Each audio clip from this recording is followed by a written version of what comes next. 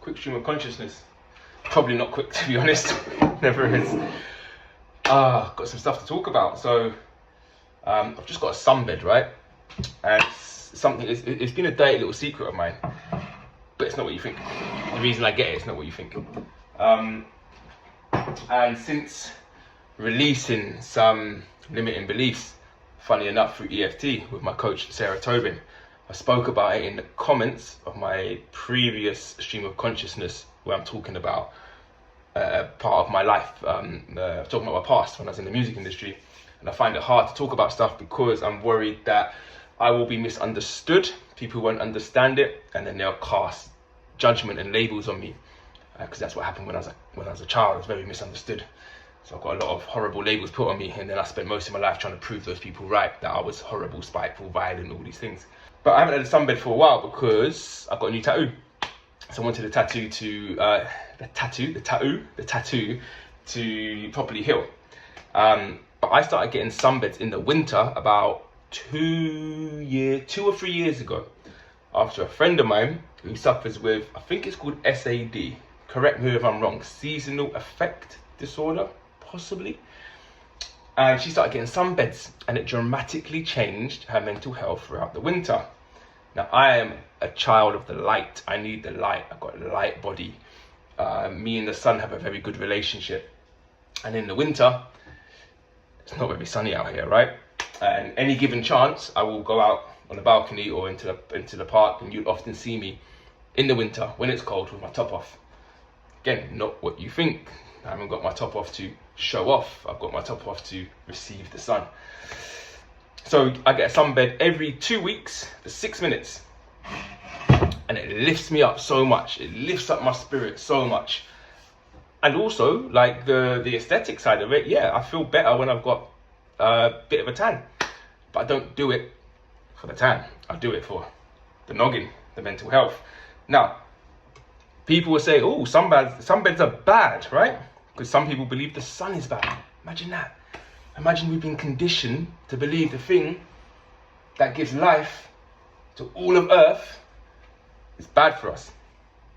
But nothing is inherently good or bad. This is the thing. Sunbeds aren't good or bad. The sun isn't good or bad. In the previous video, when I was talking about sexuality, celibacy, and whatnot, I talk about porn and how porn isn't bad. We've been conditioned. Everyone thinks porn's bad. It's not. What's bad is the people that are making it. So what makes something good or bad is our approach, our behaviors around it. So if you go and cake yourself in chemical-laden creams and fry yourself in the sun, and then something bad happens, you get burnt, or you get some form of skin cancer or something, was it the sun's fault? Or was it our silly behavior? When you have a hangover, is it the alcohol's fault? Or was it your silly behavior? Is it how we approached it? So everything in life is to do with our accountability and how we approach that thing, how we use that thing. The thing isn't good or bad. Nothing is good or bad. Sunbeds are not bad or good. Again, if you go sunbed and you cake yourself in these tanning oils and you do 15 minutes 3 times a week, probably gonna fuck you up. Go every 2 weeks for 6 minutes, put no creams on, just bareback it. It's probably not gonna fuck you up, right? And it's the same with everything in life, like everything. Like here's a real deep one, right? Murder, killing someone. Is killing someone good or bad? Right? If a man has got a knife to an innocent child's throat and he's about to slit this innocent child's throat, but there's a sniper, the police arrive and there's a sniper, they take the man out, is it good or bad? And we can go into any subject like this. It's the application, it's the behaviors around it, right? But we prefer to label things good or bad to avoid the accountability for ourselves, to avoid our approach, to avoid looking at our own behaviors and actions. Behaviors and actions are the most important thing in life because they drive your identity, which drives the way you see things, which drives your reality. You want to change your reality, you change your behaviors and your actions. Suddenly you live in a different world, a different reality. You have hopped timelines, accountability and responsibility. Okay, quick one, I'm done. God bless. I've got to jump back on. For fuck's sake, this always happens. There's something else that links to this, right? I've spoke before about how everything in this reality is inverted. It's something I say quite a lot, right? Something I say quite a lot. Everything's been inverted. Why? To keep you controlled, to keep you trapped, to keep you poor, to keep you sick.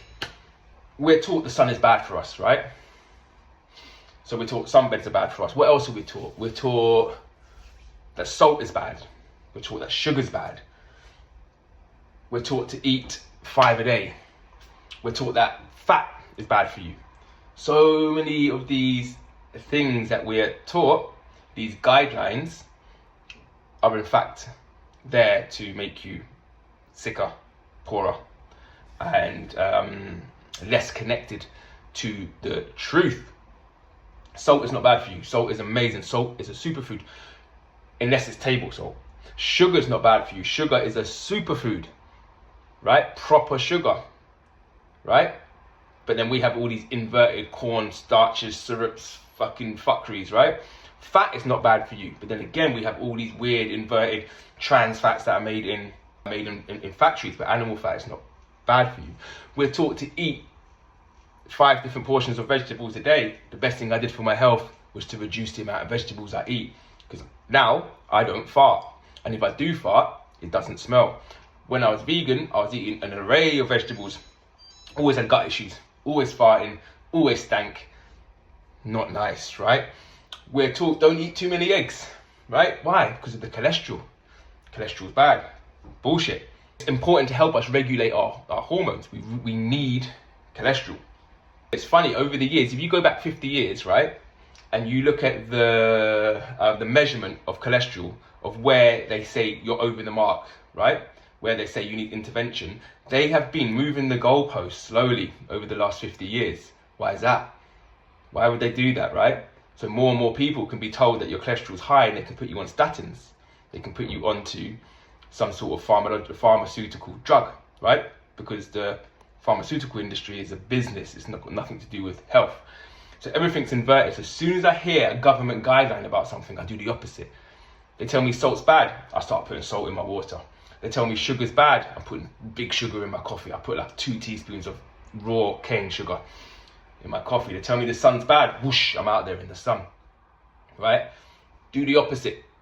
Do the opposite. Look at religion. Same. Religion, they teach you God is outside of you. Do the opposite. Understand that God is inside of you. There's no man in the sky casting judgment. They tell you God judges you. No, he doesn't. Do the opposite. Understand that God loves you, always has done, always will do. Everything has been inverted. Flip the script and you find peace, you find acceptance, and you come out of judgment. You stop judging all other people and experiences, because you're taking accountability, sovereignty for yourself. Okay, now I'm done. God bless you for listening. Whoosh.